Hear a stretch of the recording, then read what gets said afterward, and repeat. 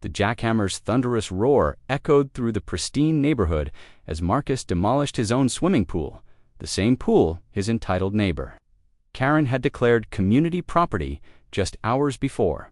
But as the concrete crumbled and Karen's face twisted with rage behind her fence, neither of them knew that her desperate call to the authorities would unleash a chain of events that would expose the darkest secrets of Willowbrook Estates and destroy everything Karen had built her perfect life upon. Part 1. The Last SDROW.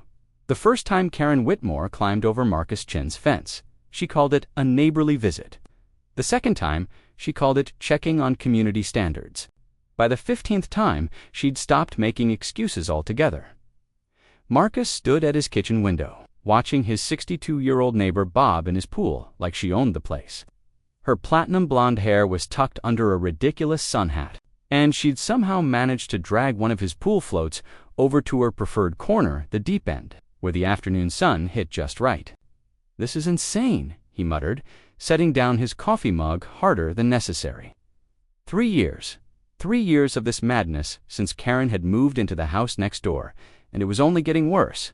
His phone buzzed. A text from his girlfriend. "Alicia, how's the Karen situation today?" Marcus typed back quickly. "She's literally in my pool right now, like actually swimming in it." The 3 dots appeared immediately, then call the police. He'd considered it many times. But every time he started to dial, he'd think about the headlines. Asian American man calls police on elderly white woman for swimming. In today's climate, he couldn't risk it. His architecture firm was finally taking off, and he couldn't afford the negative publicity.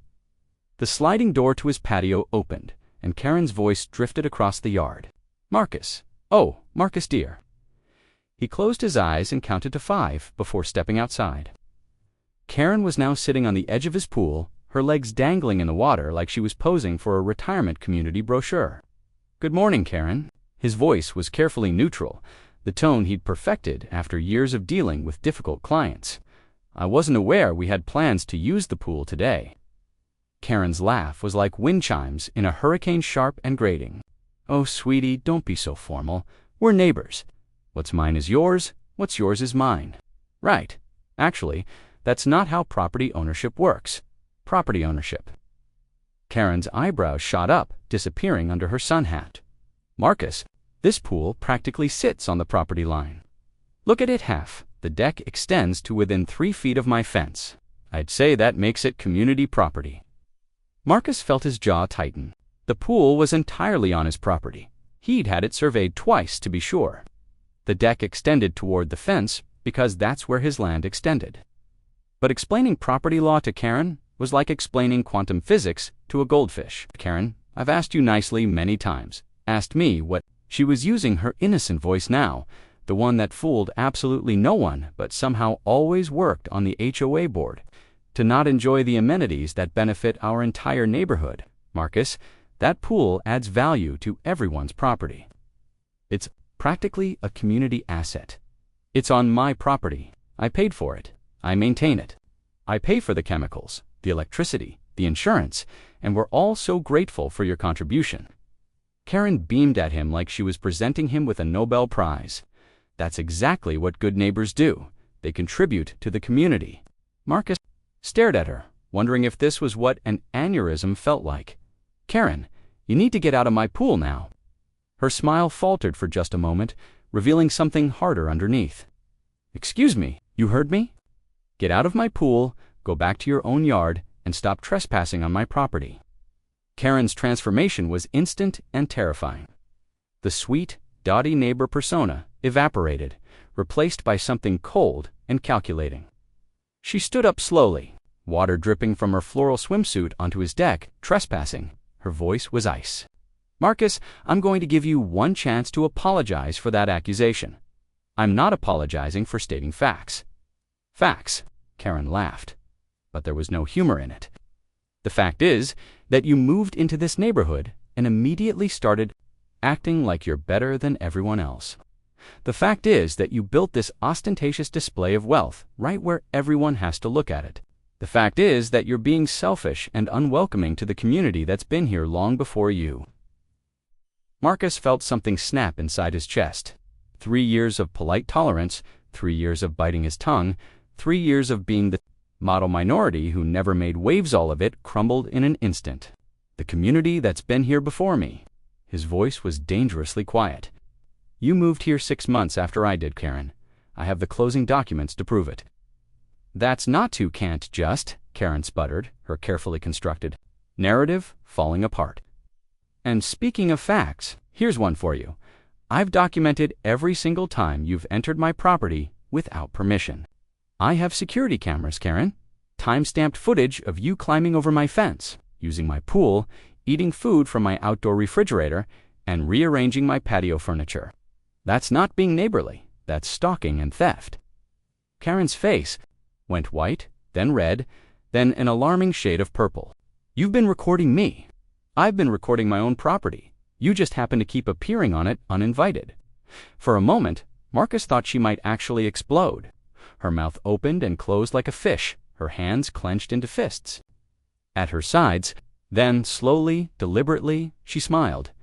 It was the most terrifying smile Marcus had ever seen. You know what, Marcus? You're absolutely right. This is your pool, your property, your responsibility.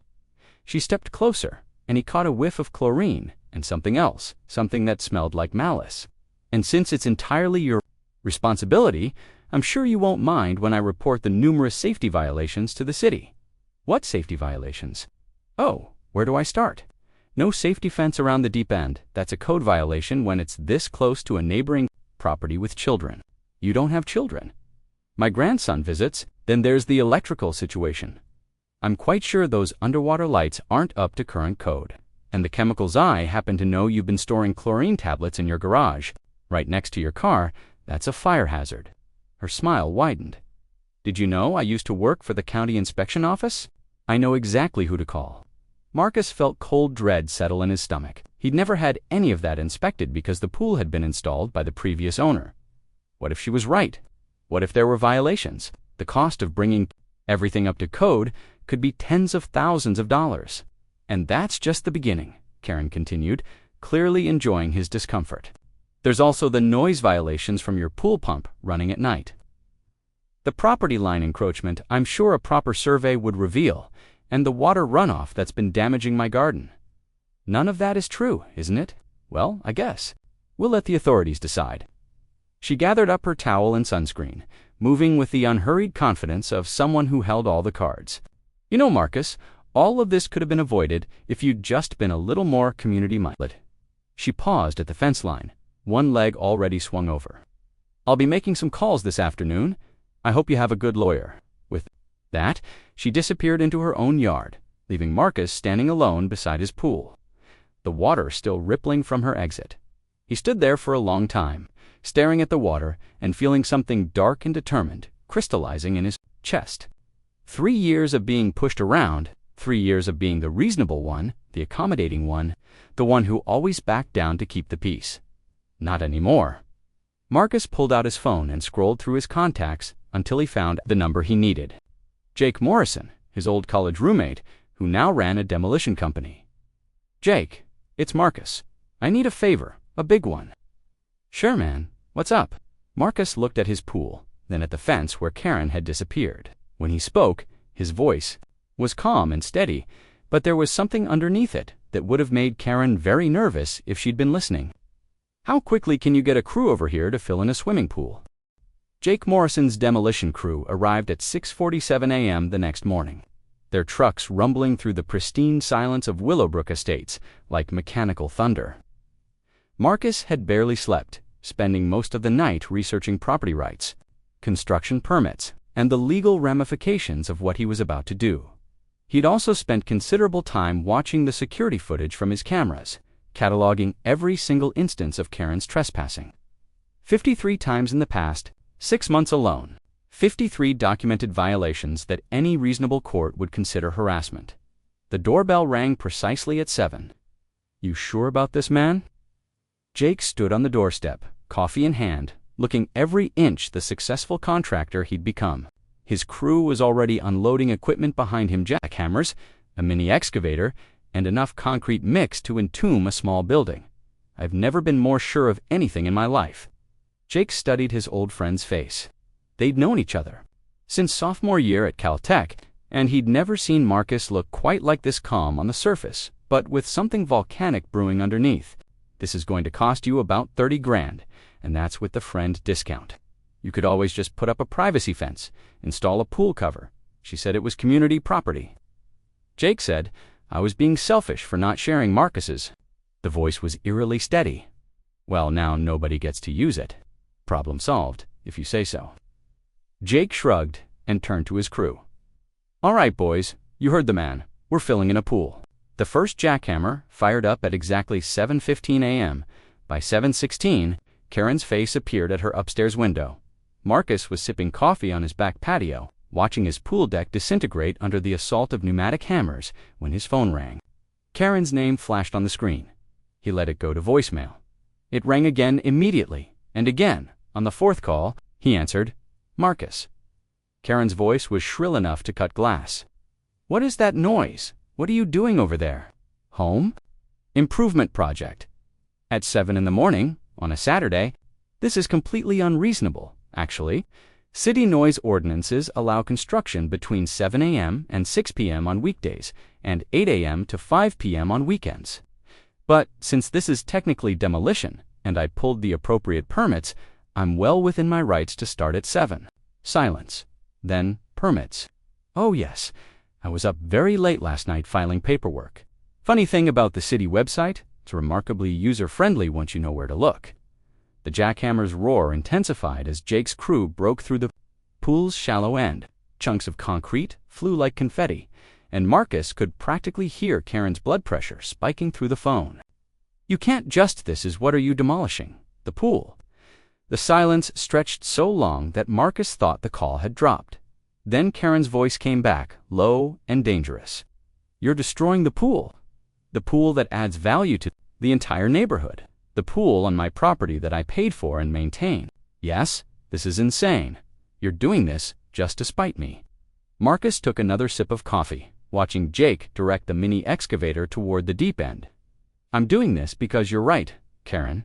It is my property, my responsibility, and my decision. And I've decided I don't want a pool anymore. This Karen was sputtering now, her carefully controlled facade cracking like the concrete under the hammers. I'm calling the police. Feel free. I have all the permits. The line went dead. 20 minutes later, a police cruiser pulled up in front of Marcus's house. Officer Patricia Santos stepped out, looking like she'd rather be anywhere else. Marcus had dealt with her before. She'd responded to 2 of his previous complaints about Karen's trespassing, and both times she'd essentially told them to work it out between themselves. Morning, Mr. Chen. Santos approached the fence, raising her voice over the demolition noise. Got a complaint about unauthorized construction. Marcus walked over, permits in hand. Everything's authorized, Officer Santos. Filed the paperwork last night, paid the fees this morning. She glanced over the documents, her expression carefully neutral. Looks like everything's in order. Mind if I ask why you're filling in a perfectly good pool? Property owner's prerogative. Santos nodded slowly, then looked toward Karen's house, where the woman herself was visible in the window, gesticulating wildly. Mrs. Whitmore seems pretty upset about this. Mrs. Whitmore seems upset about a lot of things that aren't her business. Fair enough. Santos handed back the permits. Just keep the noise within city limits and make sure your crew cleans up. Any debris that falls on public property will do. As the police car pulled away, Marcus caught sight of Karen marching across her yard toward the fence. She was dressed in what he'd come to think of as her battle armor, a crisp blazer, slacks, and the kind of sensible shoes that meant business. This isn't over, she shouted over the noise. Marcus walked back to his patio, but Karen wasn't done. You think you're so smart, don't you? Filing your little permits, playing by the rules, but you have no idea what you've just done. The jackhammer stopped for a moment, and her voice carried clearly across both yards. You've just declared war on the wrong person, Marcus Chen. I have connections you can't even imagine. I know people at the city, at the county, at the state level. I can make your life a living hell. Jake looked up from where he was directing the excavator. You want me to call the cops back? No need. Marcus never took his eyes off Karen. Let her talk. You think this is about the pool? Karen's voice was climbing toward hysteria. This was never about the pool. This is about respect. This is about knowing your place in this community. There it was. The truth, finally out in the open. Marcus set down his coffee cup and walked to the fence. When he spoke, his voice was quiet, but it carried clearly in the sudden silence as the demolition crew paused to watch. My place in this community? Karen, I've lived here longer than you have. I pay more in property taxes than most people in this neighborhood make in a year. I've donated to every community fundraiser, volunteered for every neighborhood watch meeting, and put up with 3 years of your harassment because I thought being the bigger person mattered. He stepped closer to the fence. But you know what I've learned? Being the bigger person just makes you an easier target. So here's what's going to happen.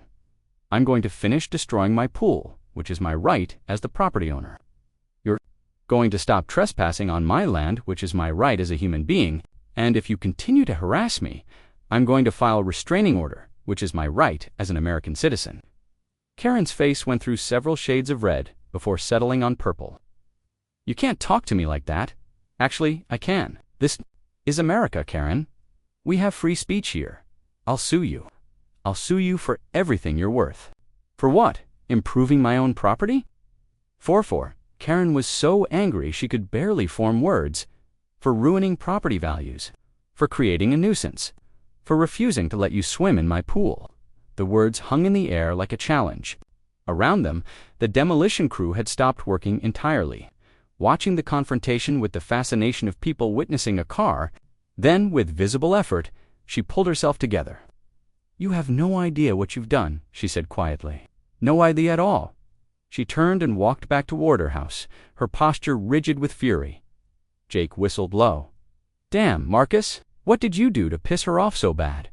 Existed, apparently. Well, she's not wrong about one thing. This is going to crater your property value. Pool adds like 50 grand to the asking price. Marcus looked at the half-destroyed pool, then at Karen's house, then back at his friend. You know what, Jake? Some things are worth more than money. Like what? Like being able to swim in your own pool without an audience. Jake laughed, despite himself. Fair enough. All right, boys, he called to his crew. Break time's over.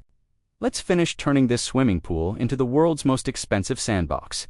As the jackhammers roared back to life, Marcus felt something he hadn't experienced in 3 years. Peace. For the first time since Karen had moved in next door. He was taking action instead of just enduring. It felt good. It felt dangerous. It felt like the beginning of something that was going to change everything. He had no idea how right he was. The man in the gray suit arrived at Marcus's door at 8:30 Monday morning, just as the demolition crew was putting the finishing touches on what used to be the deep end of his pool. He was tall, thin, and had the kind of forgettable face that suggested he'd been specifically designed not to stand out in a crowd. Mr. Chen, I'm Inspector David Holbrook, City Planning and Development. He held up a badge that looked official enough. I need to speak with you about some complaints we've received regarding your recent construction activities. Marcus wiped concrete dust from his hands before shaking Holbrook's. What kind of complaints? May I come in? This might take a while. They settled in Marcus's living room, where Holbrook pulled out a tablet and began scrolling through what appeared to be a very long list. We've received reports of multiple code violations on your property, Mr. Chen. Unpermitted electrical work, improper chemical storage, water drainage issues affecting neighboring properties, noise ordinance violations. ... double quotes, he looked up.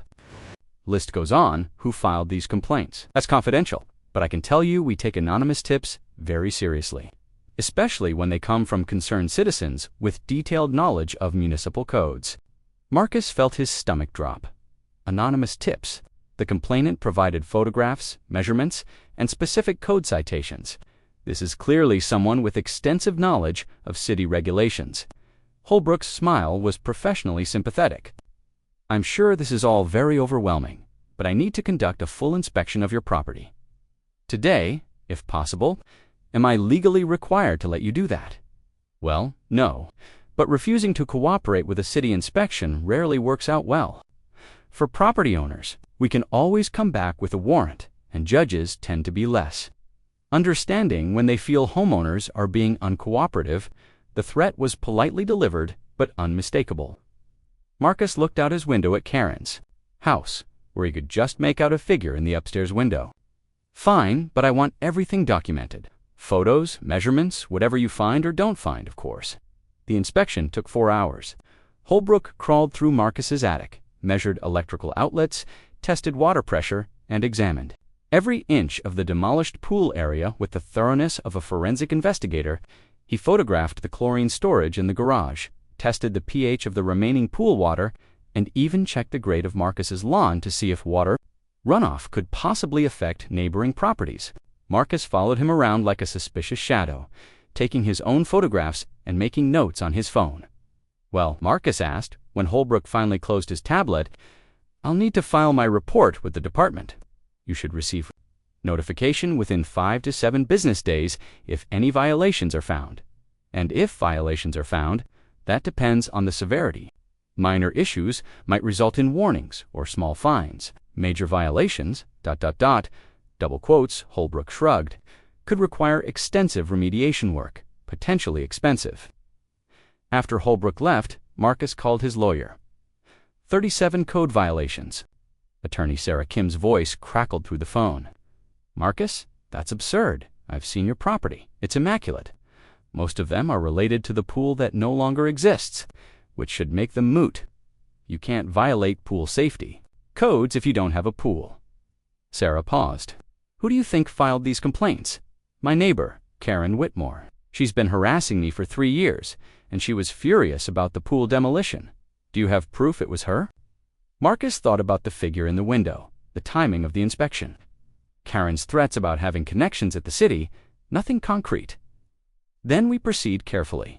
Anonymous complaints are hard to fight, but if they're frivolous or retaliatory, we might have grounds for a harassment claim.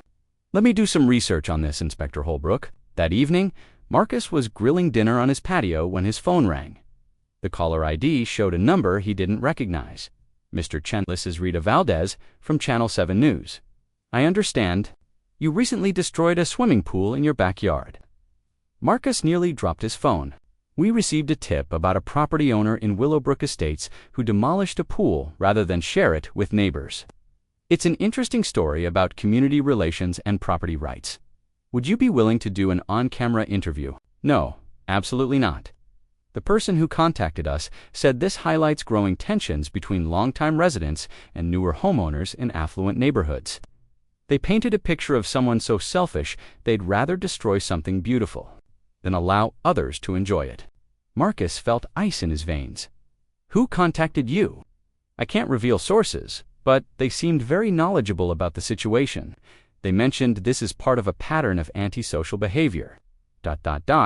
Marcus hung up. Within minutes, his phone was buzzing with calls from 3 more news outlets to local bloggers, and someone claiming to be from a podcast about neighborhood disputes. He turned his phone off and went inside, but through his kitchen window, he could see a news van pulling up across the street. By Tuesday morning, there were 4 news vans parked in the neighborhood. Marcus peeked through his blinds to see reporters interviewing neighbors on their front lawns. His doorbell had been ringing constantly since 6 a.m. His phone showed 43 missed calls and over 200 notifications from social media platforms he rarely used. Somehow, someone had posted photos of his demolished pool alongside what appeared to be a carefully crafted narrative about a privileged homeowner who destroyed neighborhood amenities rather than share them. The post had been shared thousands of times. Marcus was reading through the increasingly vicious comments when his doorbell rang again. This time, he recognized the voice calling through the door. Marcus, it's Tom Bradley from next door. Can we talk? Tom Bradley was a retired firefighter who lived on the other side of Karen's house. He'd always been friendly but distant, the kind of neighbor who waved when taking out the trash but never initiated conversation. Marcus opened the door to find Tom looking uncomfortable and slightly embarrassed. Hey Tom, come in before the reporters see you, thanks. Tom stepped inside and immediately began fidgeting with his baseball cap. Look, Marcus, I don't know how to say this tactfully, so I'm just going to be direct. Karen's been going around the neighborhood telling people you're some kind of antisocial nutcase. What kind of things is she saying? That you built the pool specifically to show off your wealth. That you've been hostile to neighbors who tried to be friendly. that you destroyed it in a fit of rage when she politely asked if her grandson could swim in it occasionally?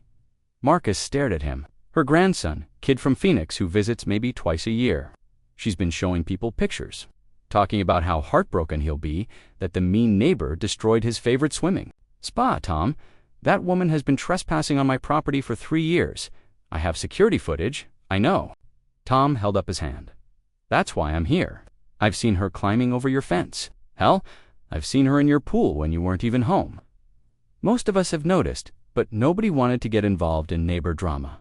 And now, Tom looked out the window at the news vans.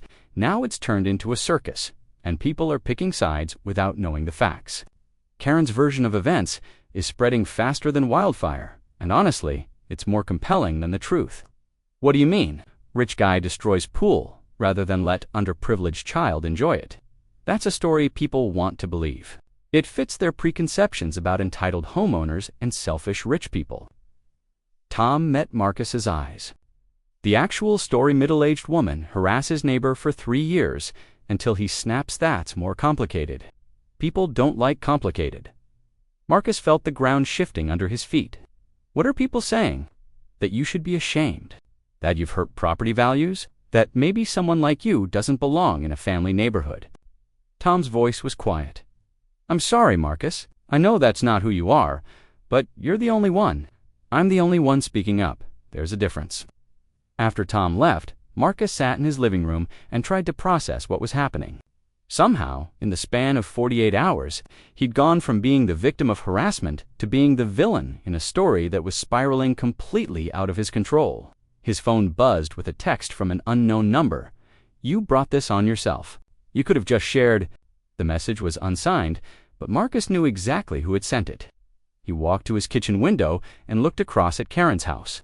She was visible in her front yard, talking earnestly to a reporter while gesturing toward his property. Evil! From a distance, he could see her dabbing at her eyes with a tissue. The performance was masterful.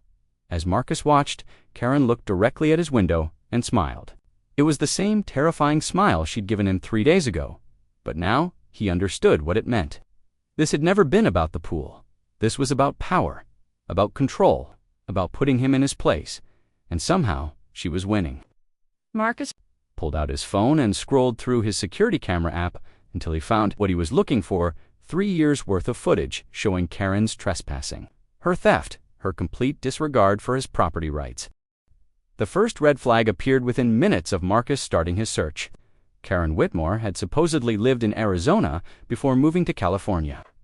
But there was no record of a Karen Whitmore owning property in Phoenix, Scottsdale, or any other major Arizona city in the past decade.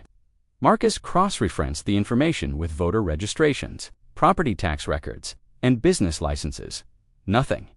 It was as if Karen Whitmore had materialized out of thin air 3 years ago when she'd purchased the house next door.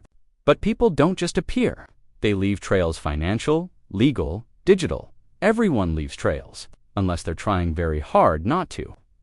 Marcus's background in architecture had taught him to be methodical, to look at problems from multiple angles. He approached Karen's identity the same way he'd approach a complex structural challenge: systematically, thoroughly, and with an eye for what didn't fit. The property records for Karen's house revealed she'd paid cash $1.2 million. No mortgage, no cosigners. The transaction had been handled by a lawyer rather than a real estate agent, and the previous owner had moved to Costa Rica immediately after the sale.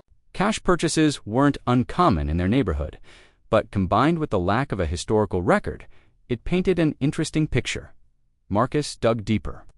Social media searches revealed a Facebook profile that had been created just 3 months before Karen moved in. The photos showed her at various Arizona locations, but when Marcus reverse searched the images, he found they were stock photos purchased from a photography website. The profile had exactly 3 friends, all of whom appeared to be fake accounts created around the same time. Marcus felt his pulse quicken. This level of deception required planning, resources, and expertise. Karen wasn't just hiding her past, she was actively fabricating a new identity. But why? The answer came from an unexpected source: the business license database.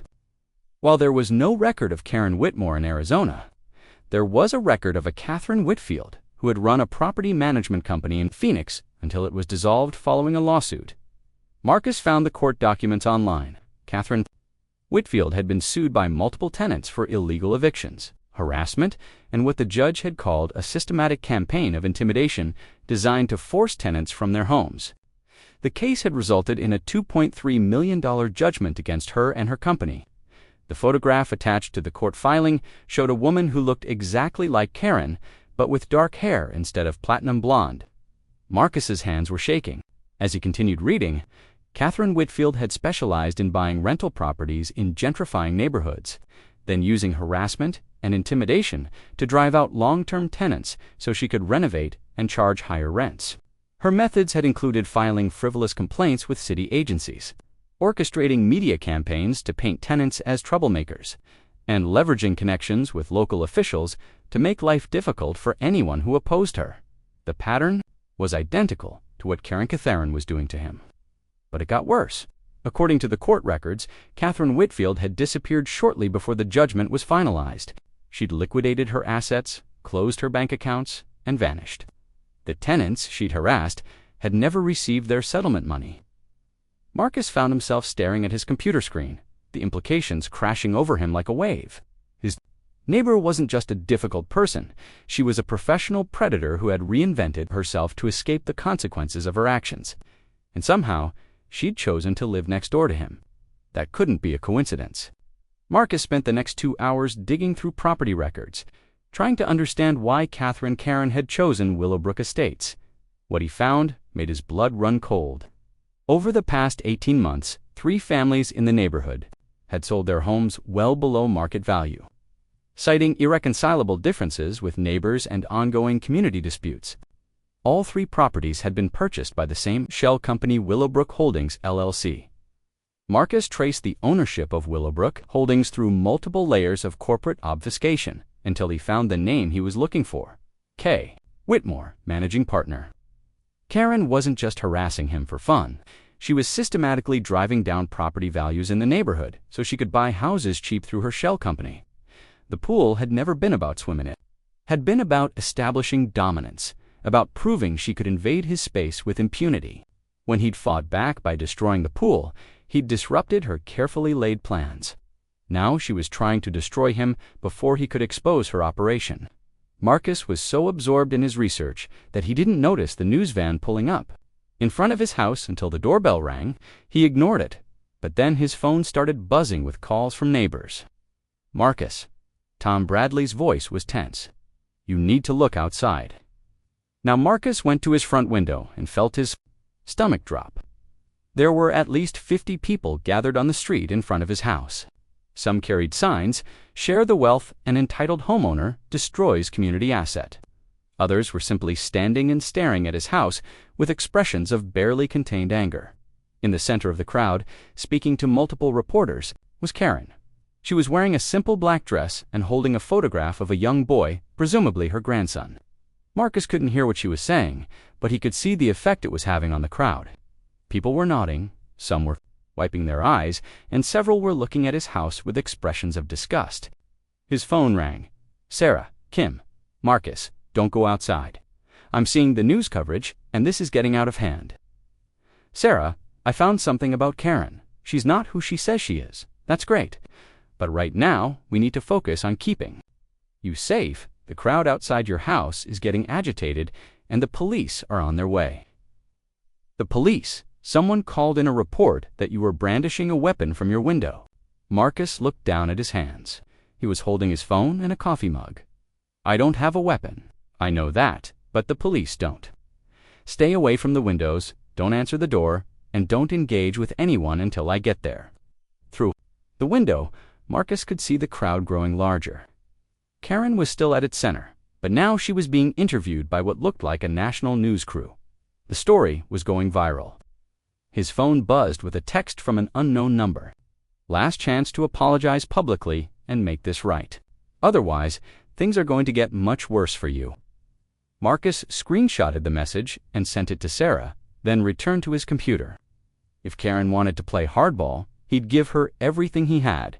He uploaded the court documents about Catherine Whitfield to a cloud storage account.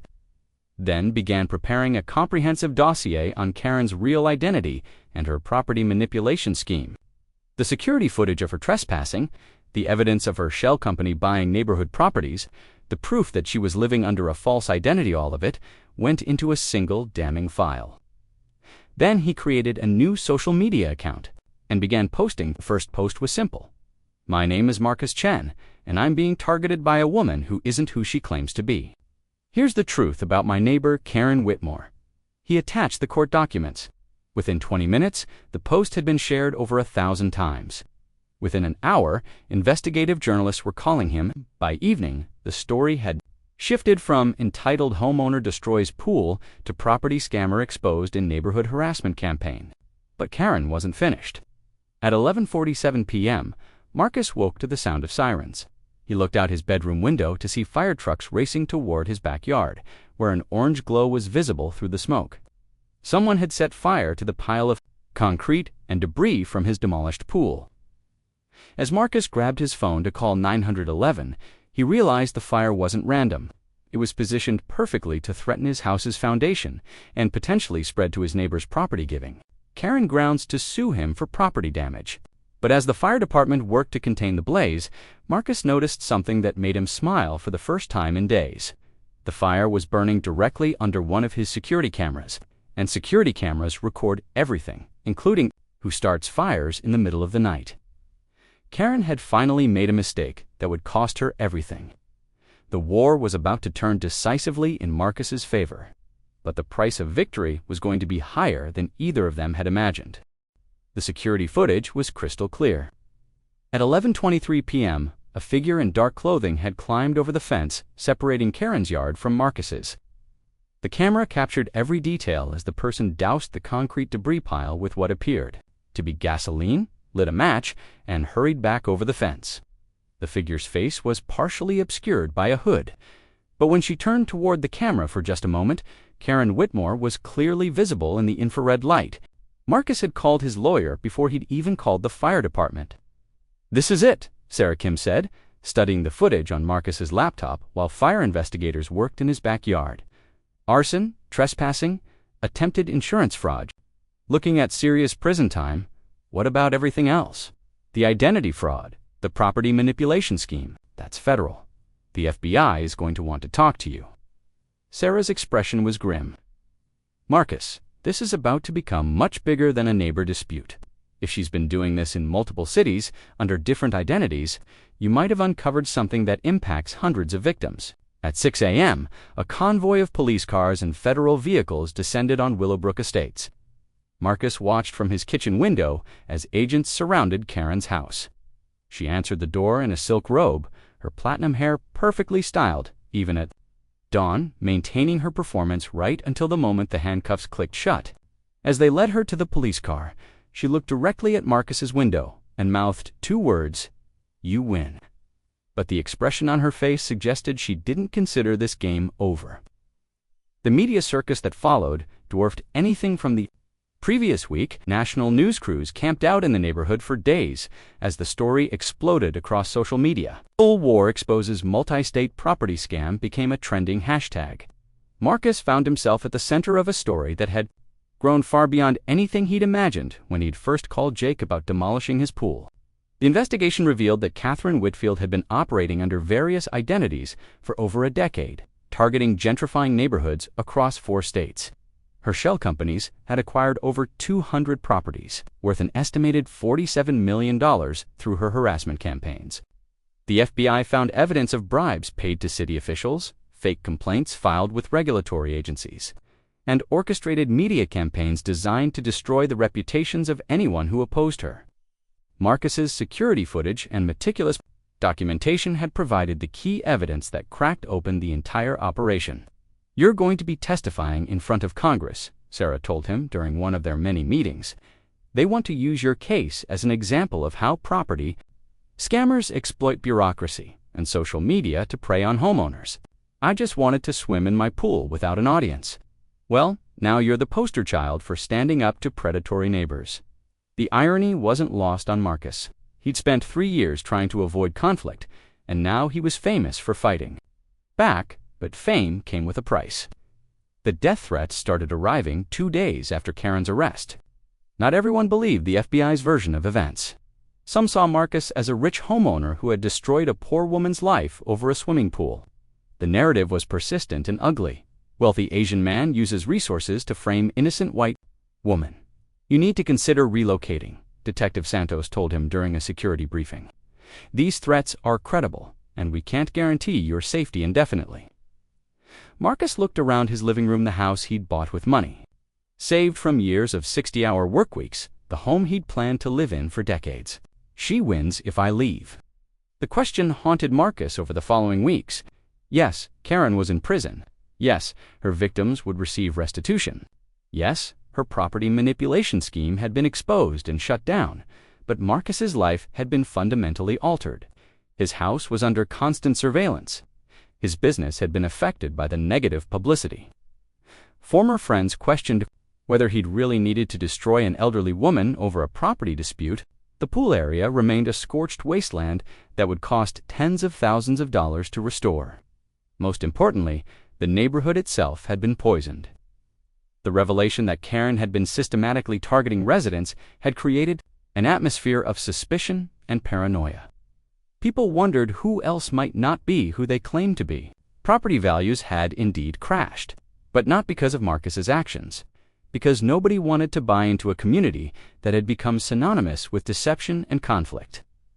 3 months after Karen's arrest, Marcus received an unexpected visitor. "Mr. Chen, I'm Agent Patricia Reeves, FBI Financial Crimes Division." The woman at his door was young, professional, and carried herself with the kind of confidence that suggested important news. "I have some information about Catherine Whitfield that you need to hear." They sat in Marcus's living room, now familiar territory for law enforcement briefings. "We've been tracking Whitfield's activities across multiple jurisdictions," Agent Reeves began. "What we've discovered is that her targeting of you wasn't random. She specifically chose this neighborhood because of you." Marcus felt ice forming in his stomach. "What do you mean? 5 years ago, you designed a housing development in Phoenix. The project displaced several existing properties, including one owned by Catherine Whitfield, under her previous identity. She lost over $200,000 when the city used eminent domain to acquire her building. I had nothing to do with the eminent domain proceedings. I was just the architect. We know that. But Whitfield blamed you for the financial loss. She'd been planning this harassment campaign for years, waiting for the right opportunity. When you bought this house, she saw her chance for revenge." Marcus stared at Agent Reeves, the final pieces of the puzzle clicking into place. "She moved here specifically to target me. She bought the house next door 6 months after you closed on yours.